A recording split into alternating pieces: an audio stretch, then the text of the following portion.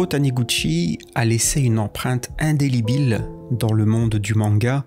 Reconnu pour son style contemplatif, il a excellé dans l'art d'utiliser le silence, non pas comme absence de parole, mais comme un puissant outil narratif.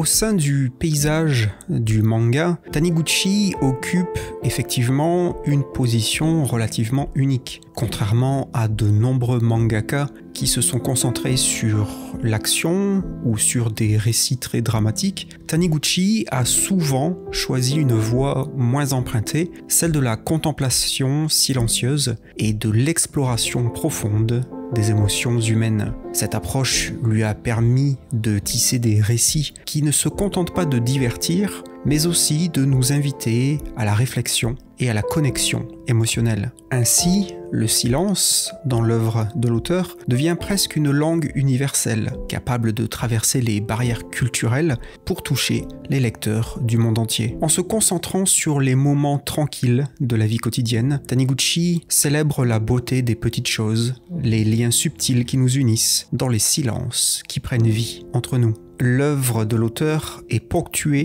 d'instants où le silence prend le devant, non pas en l'absence de bruit, mais en tant qu'élément narratif qui enrichit la trame et approfondit les liens émotionnels.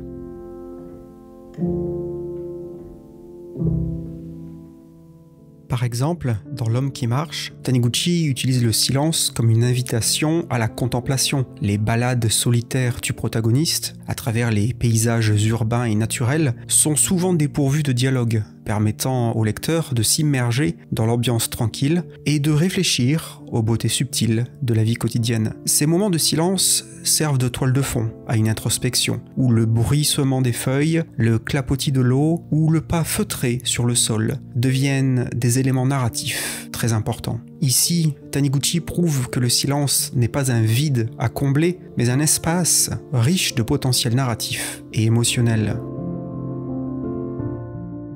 Dans Quartier lointain, l'auteur emploie le silence pour accentuer la symbolique de la nostalgie et de la réconciliation intérieure. Les moments silencieux, intercalés entre les retours en enfance du personnage principal, servent à souligner la distance entre le passé et le présent, ainsi que la recherche d'une compréhension et d'une acceptation de soi. Le silence, dans ce contexte, devient un symbole puissant de la réflexion intérieure et de la transformation personnelle, illustrant comment les non-dits peuvent parfois exprimer plus que les paroles.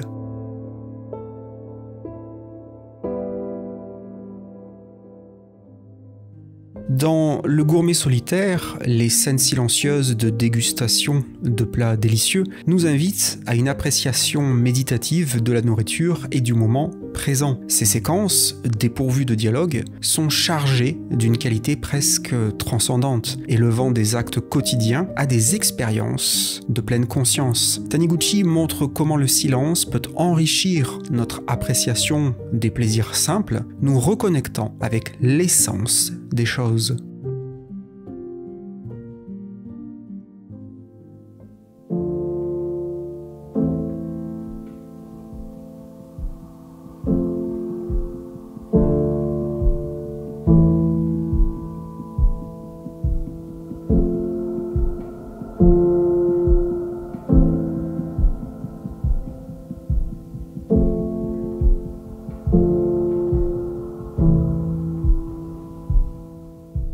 Paradoxalement, on pourrait donc dire que l'art du silence chez Taniguchi crée un dialogue avec le lecteur. En laissant de l'espace pour l'interprétation personnelle, Taniguchi nous invite à projeter nos propres pensées, nos émotions et nos souvenirs sur toutes ces scènes silencieuses. Cette interaction crée une expérience de lecture profondément personnelle et surtout immersive, où le silence agit comme un pont entre l'univers de Taniguchi et l'intériorité du lecteur. Comme je l'ai dit précédemment, il est donc intéressant de relever que là où de nombreux mangaka utilisent le dialogue et l'action pour faire avancer leur récit, Taniguchi montre qu'il est possible de raconter des histoires profondes et complexes en faisant une place prépondérante au silence. L'auteur démontre que le silence peut être tout aussi captivant, offrant au lecteur des moments pour respirer, pour réfléchir et pour se connecter à un niveau peut-être plus profond avec l'histoire. Cette utilisation du silence dans l'œuvre de Jiro Taniguchi est d'autant plus intéressante parce qu'elle a eu un impact profond non seulement sur ses lecteurs, mais aussi sur la critique littéraire et artistique de manière plus globale. Son approche, qui privilégie les moments de contemplation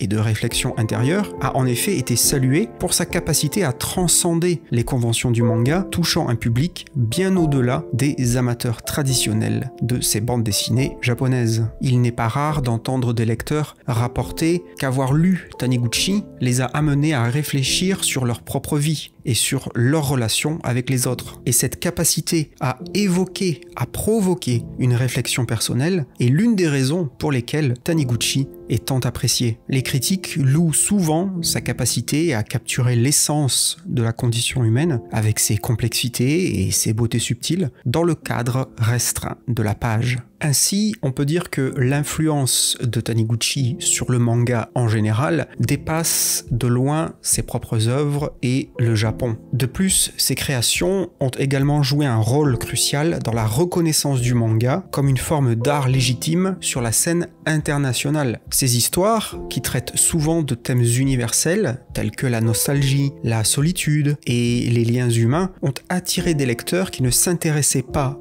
auparavant au manga. En faisant le pont entre les cultures et en présentant le manga dans un cadre plus mature et contemplatif, Taniguchi a contribué à élargir l'audience globale du manga. Ainsi, on peut se rendre compte que l'impact de Jiro Taniguchi sur les lecteurs, sur la critique et sur le monde du manga témoigne de la puissance du silence dans l'art de la narration. Il est clair que Taniguchi n'était pas seulement un artiste de bande dessinée, mais un véritable poète visuel, dont l'œuvre continue d'inspirer et de résonner à travers le monde. Sa maîtrise du silence comme outil narratif révèle les profondeurs de l'expérience humaine, nous rappelant que dans le calme réside une beauté et une vérité souvent inexprimée.